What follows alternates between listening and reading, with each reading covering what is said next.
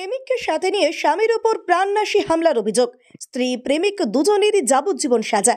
কৃষ্ণনগর জেলা আদালতে চাঞ্চল্যকর রায়। স্বামীর উপর মারাত্মক হামলা করে মৃত্যুর দিকে ঠেলে দেওয়ার অভিযোগে স্ত্রী ও তার প্রেমিককে যাবজ্জীবন কারাদণ্ডের নির্দেশ দিল আদালত। সোমবার দুই অভিযুক্তকে দোষী সাব্যস্ত করেন বিচারক। মঙ্গলবার ঘোষণা হয় সাজা। আদালত সূত্রে জানা যায়, 2023 সালের 25শে অক্টোবর কৃষ্ণনগর কোতোয়ালি থানার বাগ আচরা গোয়ালপাড়া গ্রাম থেকে গুরুতর জখম অবস্থায় উদ্ধার করা হয় বিপুল ব্যাপারী নামে এক যুবককে। রক্তাক্ত অবস্থায় তাকে প্রথমে কৃষ্ণনগর জেলা হাসপাতালে ভর্তি করা হয়। পরে অবস্থার অবনতি হলে স্থানান্তর করা হয় কলকাতার নীলরতন সরকার মেডিকেল কলেজে। সেখানে দীর্ঘ চিকিৎসার পর 5ই নভেম্বর বিপুলের মৃত্যু হয়। এরপর বিপুলের বাবা হীরালাল ব্যাপারী পুলিশের কাছে মারাত্মক হামলার অভিযোগ করেন। অভিযোগ অনুযায়ী বিপুল ঘটনাকালীন রাতে তার স্ত্রী পাপিয়া ব্যাপারী এবং প্রেমিক জয়ন্ত বারুইকে অসঙ্গত অবস্থায় দেখে ফেলেছিলেন। সে ঘটনা চেপে রাখতে তাদের দুজন মিলে ঘরের লোহার হাতুড়ি দিয়ে বিপুলের ওপর অত্যন্ত গুরুতর আঘাত করে। বিপুল অচৈতন্য হয়ে গেলে জয়ন্ত সেখান থেকে পালিয়ে যায়। পরে তাকে উদ্ধার করে হাসপাতালে নিয়ে যাওয়া হয়। হীরালালের লিখিত অভিযোগের ভিত্তিতে শুরু হয় মামলা। ভারতীয় দণ্ডবিধির 302 ও 74 ধারায় মামলা রুজু করে পুলিশ। মামলায় মোট 21 জনের সাক্ষ্য গ্রহণ করা হয়। সব দিক বিচার করে কৃষ্ণনগর জেলা সেশন বিচারক শুভঙ্কর সেন দুই অভিযুক্তকে যাবজ্জীবন কারাদণ্ডের নির্দেশ দেন। এ বিষয়ে সরকারি আইনজীবী কুতুবুদ্দিন শেখ জানান, দুই অভিযুক্তের বিরুদ্ধে অভিযোগ প্রমাণ হয়েছে। 21 জন সাক্ষীর ভিত্তিতে আদালত তাদের দোষী সাব্যস্ত করেছে এবং যাবজ্জীবন সাজা ঘোষণা করা হয়েছে। আচ্ছা, তারপরে দেখেন হওয়ার পরে এখন আমি দেখি ছেলে যখন বাড়ি এসে থেকে আমার রান্না করবে খাবো। এবার কী করলো, আমাকে আর রান্না বান্না দিল না, চলে গেলো সেদিকে, মানে দশমী, বুঝলেন তো, দশমী চলে গেলো। রাত 11টা নিচে বাজে কোনোদিন ঢোকে না। সেদিন ঢুকেছে আমরা 9টা 9:30, বুঝলেন তো। মানে ওকে ওর উত্তর বাড়িতে ভাতের সঙ্গে মনে নেশা করিয়েছে। আমার ছেলে কিন্তু আমার দেড় ডাবল। মানে সবাই বলছে ওকে কিছু করতে পারতো না। কাদের বাড়িতে ছিল?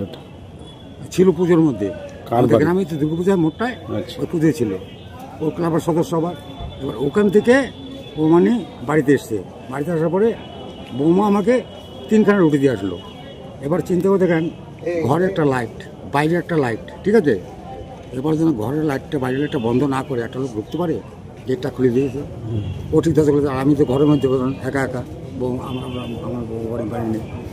এবার খানিক পরে মানে আমার জল তেষ্টা পেয়েছে। আমি বোতলটা নিয়ে জল খেতে আসবো, তখন থেকে বাইরে অন্ধকার, আর বৌমা তখন পালাচ্ছিল। ও কাকে সরিয়ে দিয়েছে, বুঝলেন তো, হাতুড়ে দিয়ে। আপনার বৌমা? হ্যাঁ, ওই তো পাবি। আমি মুখ দিয়ে বলতে পারছি না, ছেলে হারিয়ে গেছে। আমার ছেলে তো চলে গেছে, ফাঁসি হলে ভালো তো, কিন্তু যাবতীয় হয়েছে যে আপনার বলতে করেছে। এটা তো নিজেরই বৌমা, পরকীয়ায় জড়িয়ে এই কেস। মানে কতটা আপনি মানে যে আশা করেছিলেন তাও পুরোটা আমার পূর্ণ হয়নি। আমার আরো সাজা বেশি হলে আরো ভালো হতো। আপনার নাম?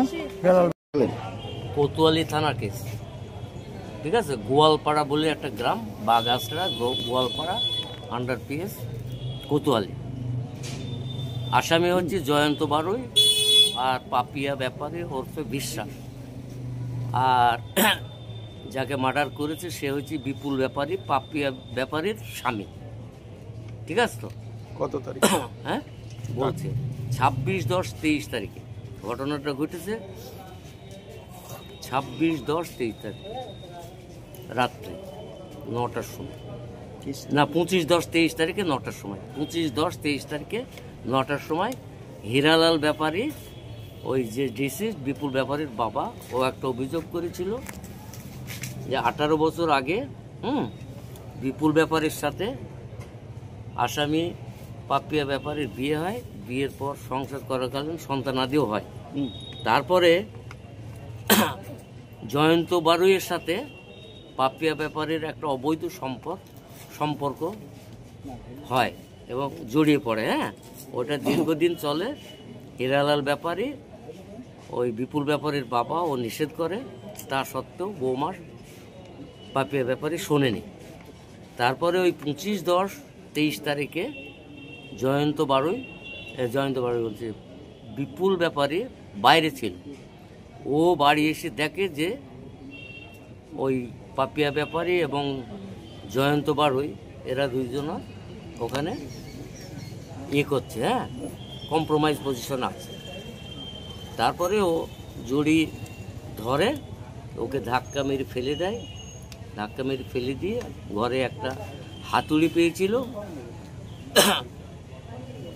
পাপিয়া ব্যাপারে ওকে ধরে এবং ওই জয়ন্ত বারুই ওর মাথায় হাতুড়ি দিয়ে বারবার আঘাত করে, ফলত সে গুরুতর রক্তাক্ত জখম হয় এবং ওর বাবা এসে জড়িয়ে ধরে ওকে।